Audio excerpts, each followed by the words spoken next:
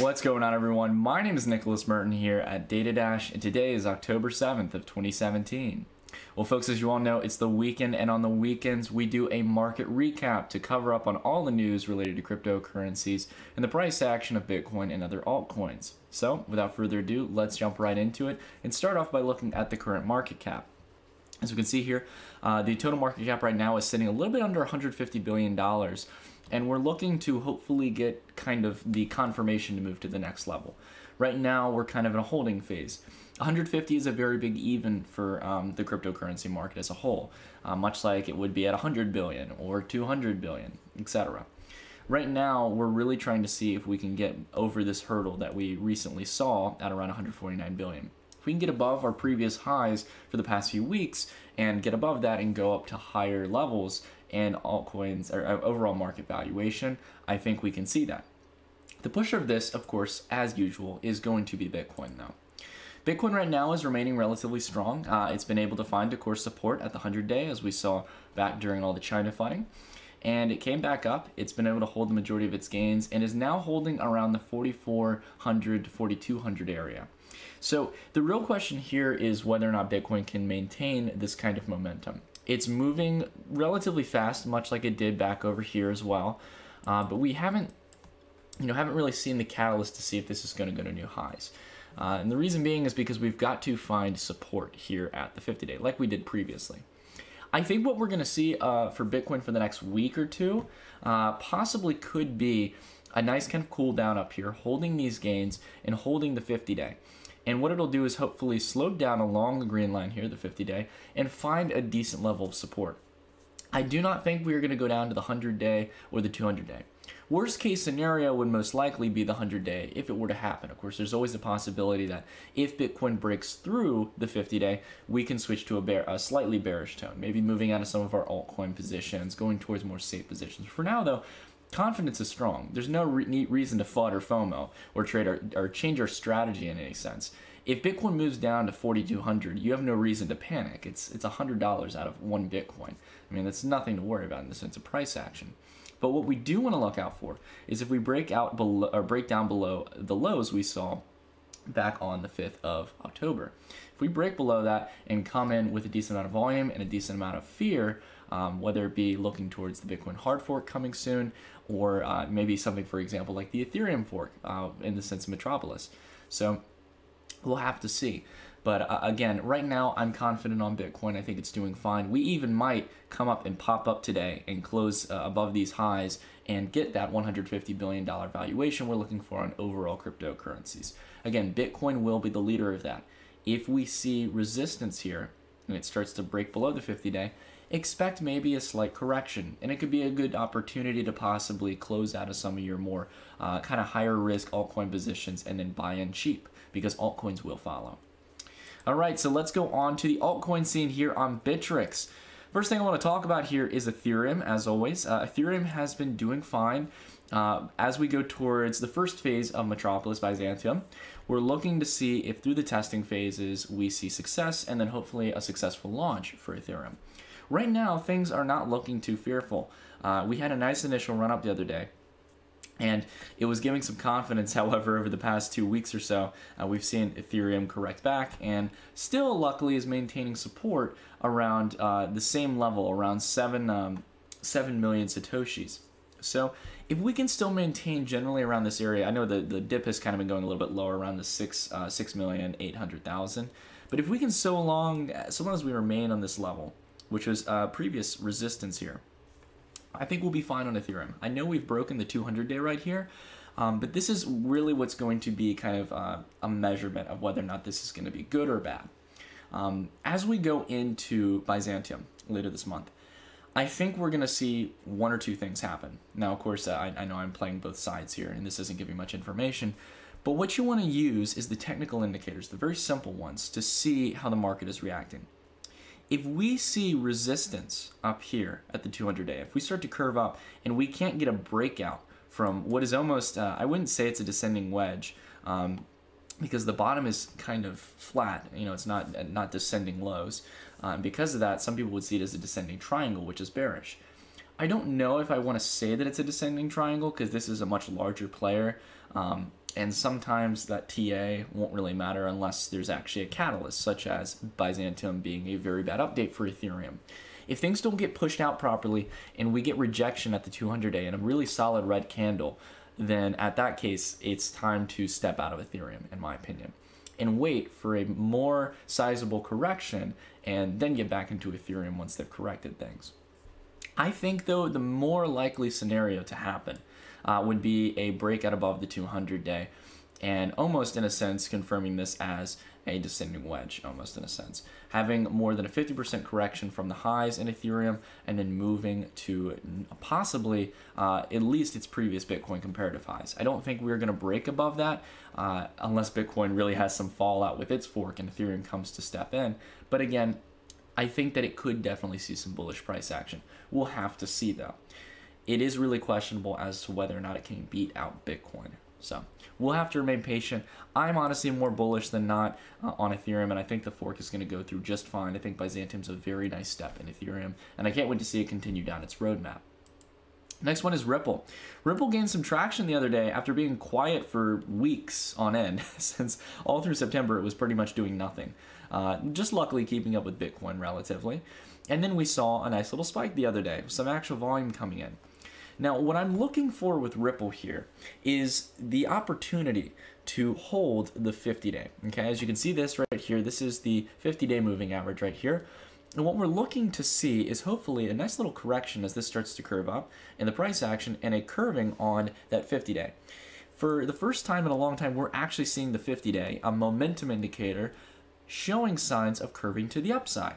And that's very good for Ripple in this case, so long as it can hold above that 50-day. And once it does that, we are going to hopefully see some very bullish price action. Now, as you all know, I'm not extremely, in a moral sense, optimistic about Ripple. I think it is being massively adopted. You can't deny it, and it will continue to go up. So it might be a good investment vehicle. But I think what we could see is really honestly a double comparative to Bitcoin. I think Ripple is going to get massively adopted by banks. You know, as much as banks don't like blockchain and they don't like the kind of a Pandora's box, as I say, of cryptocurrency being opened, they can't help it. Ripple is saving banks tons of money, and there is actual corporate adoption. Again, so keep in mind that this really could see a rise up to 10,000 Satoshis per Ripple, I think, over the next coming month or so. We've just got to see it gain the momentum. If it can't maintain that 50-day, I have no reason to be confident on it. So again, we need that technical price stability to really get into something with confidence. Now, next up is Litecoin. I gotta tell y'all, I'm starting to lose a little bit of faith in Litecoin. I think we honestly, as much as I'm holding a position in Litecoin, I really think we could just see a retest of these lows down here at 1,000,000 Satoshis. It had the opportunity to start curving up here and finding support at this previous resistance, but it didn't, and it went through. So as much as I'm still long-term on it, if you're looking to get a position in Litecoin, I would be a little more patient and wait for another few days to sell off potentially. Again, though, you're buying it at the cheaper end. It's why I said in my video for Litecoin that, look, I mean, you're not buying on the expensive end up here. You're not buying it when it was $93 or $95. Now you can buy it at a much cheaper level. So just keep that in mind. It depends on your kind of risk to reward profile, but I expect that we'll see a little bit more pullback on this one, to be honest. Next up, speaking of kind of these currencies that I think will, one of the currencies that I think will compete with Litecoin is Vertcoin. Vertcoin is a coin that I'm holding well going into 2018. I am not looking to sell this anytime soon. In fact, I'm looking to add to my position on Vertcoin.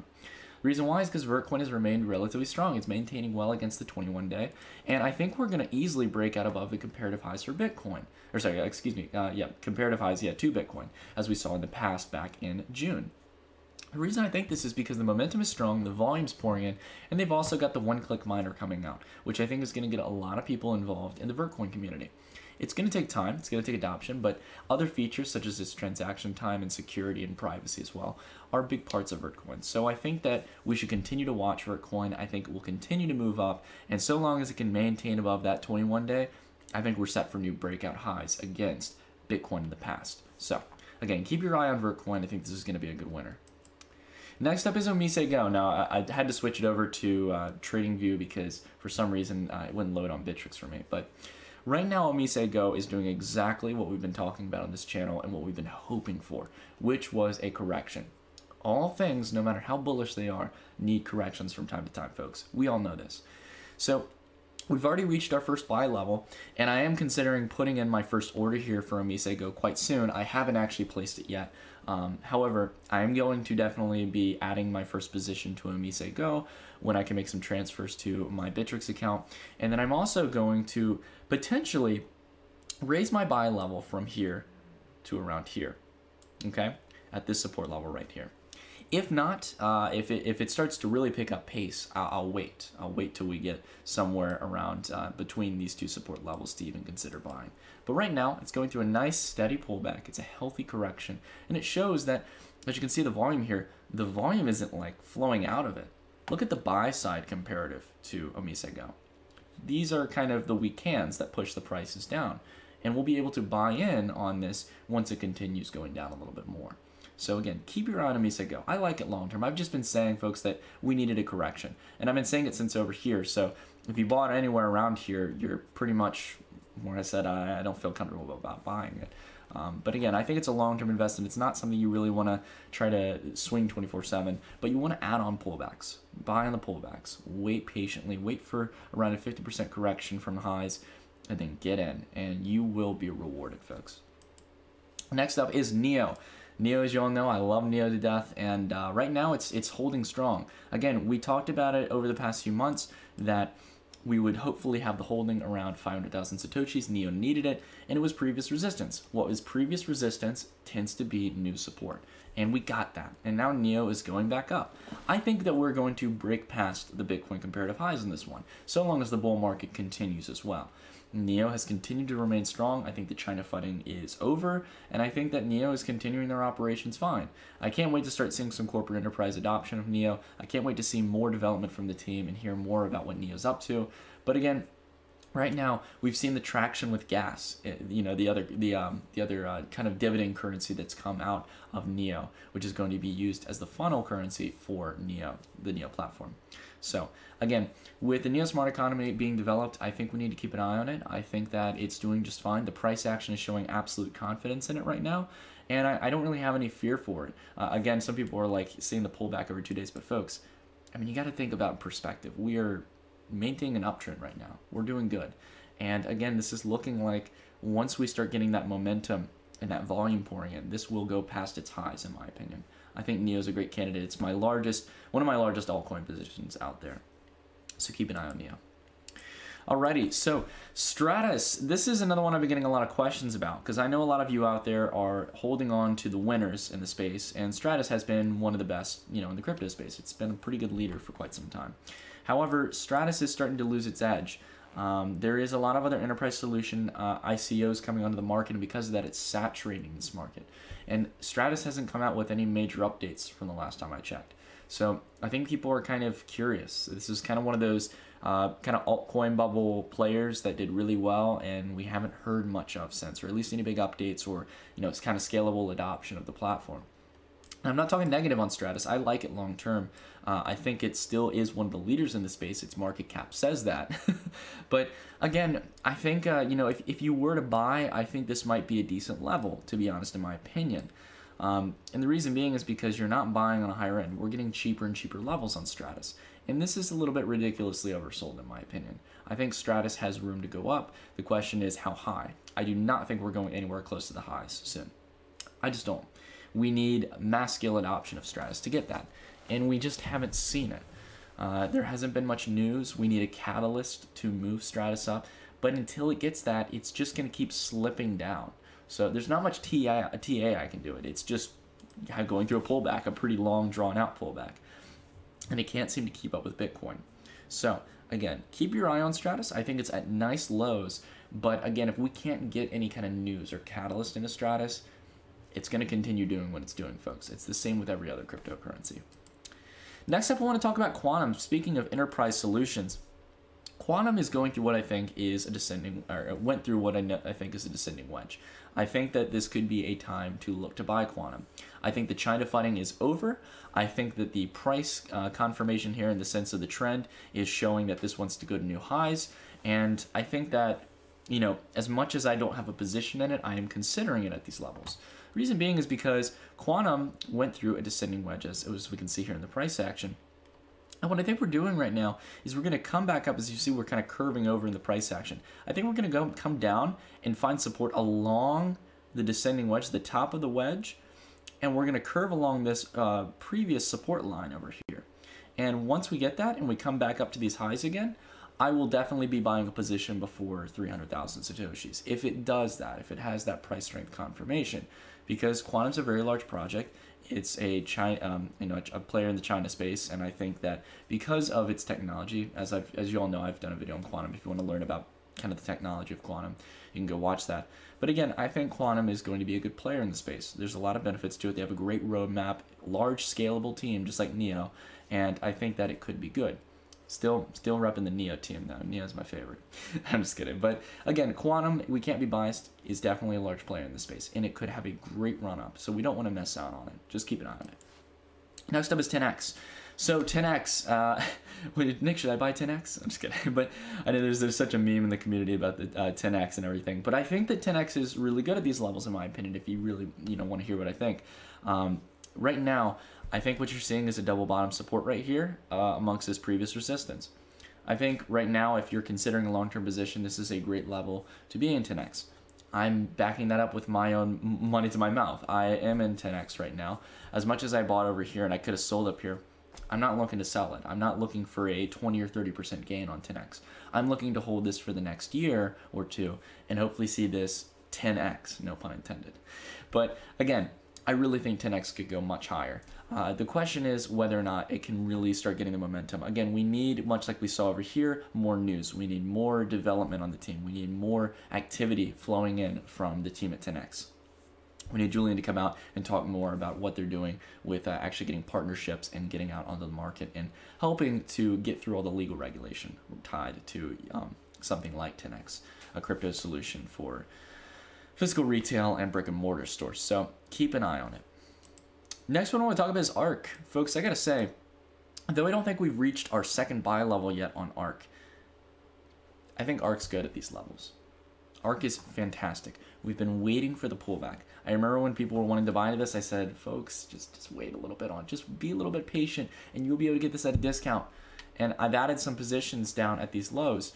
And I think ARK is going to do very well. I'm hoping to add more while it's cheap right now because ARK is going to be one of the leading enterprise solutions in my opinion. Their team is second to none. They have a great roadmap. They've been delivering on that roadmap. I've been watching it over the past few months and they've been doing fantastic. And that's why continuously, ever since its ICO launched, it's been doing fantastic.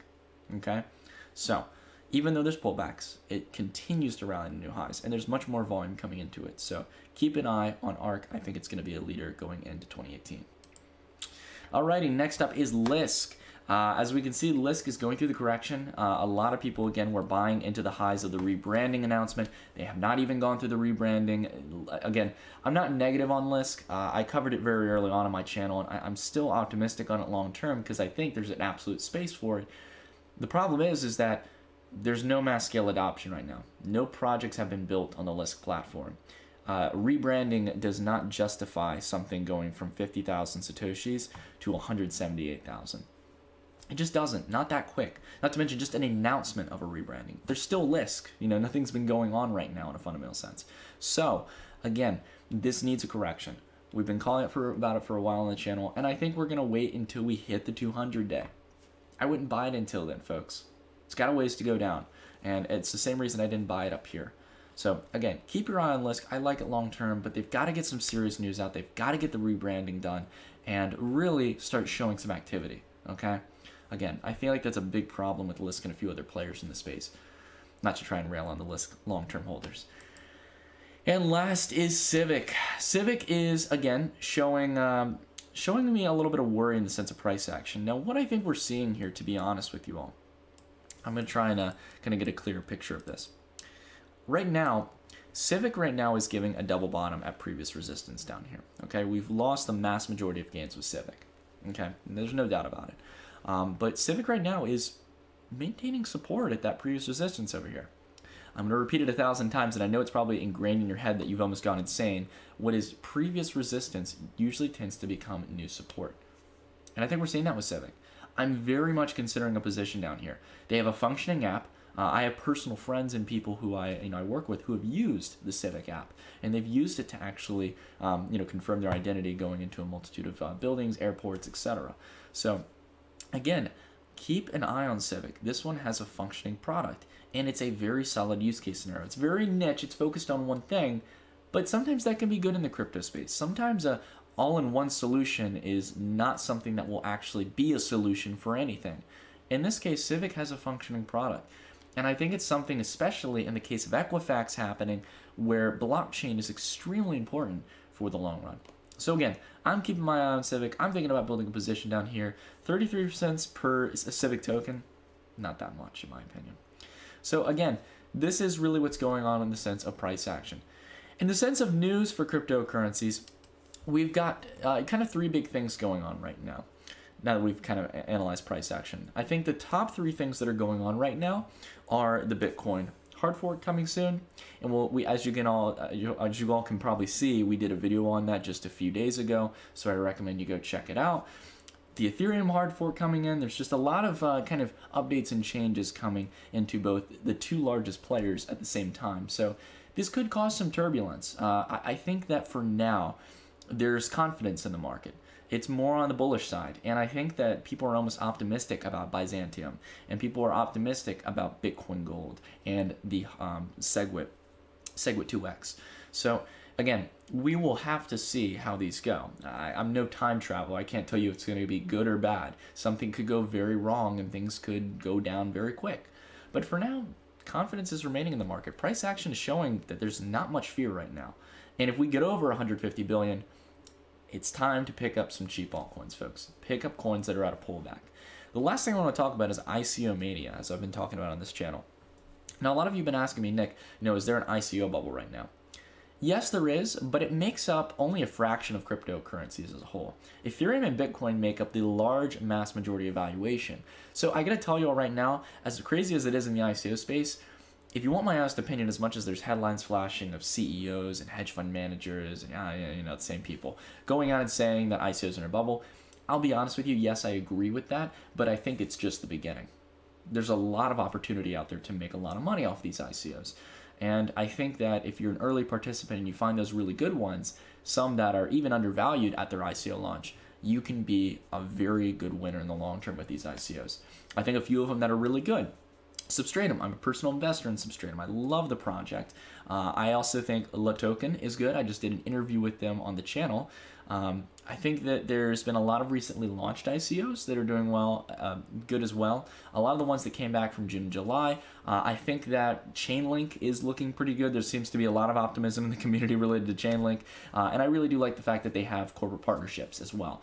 And it's such a wide-scale topic of bringing, connection to APIs for corporate enterprise with smart contracts. So again, there's a lot of cool players in the space. There really is. There's no doubting it. It is a little over-exuberant right now, and some valuations are absolutely not justified.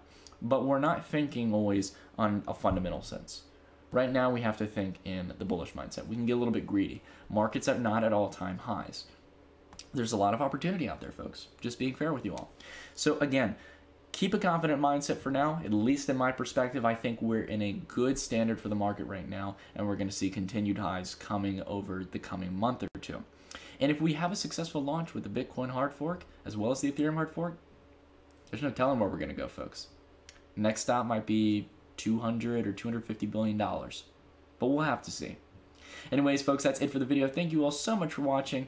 Is there a coin or token you want me to cover on the channel, or a certain topic you'd like to see covered? Leave it down in the comments down below. You all know I love feedback and I want to hear from you. But anyways, everyone, that's it for the video. Thank you so much for watching, and I will see you all in the next video. Stay tuned.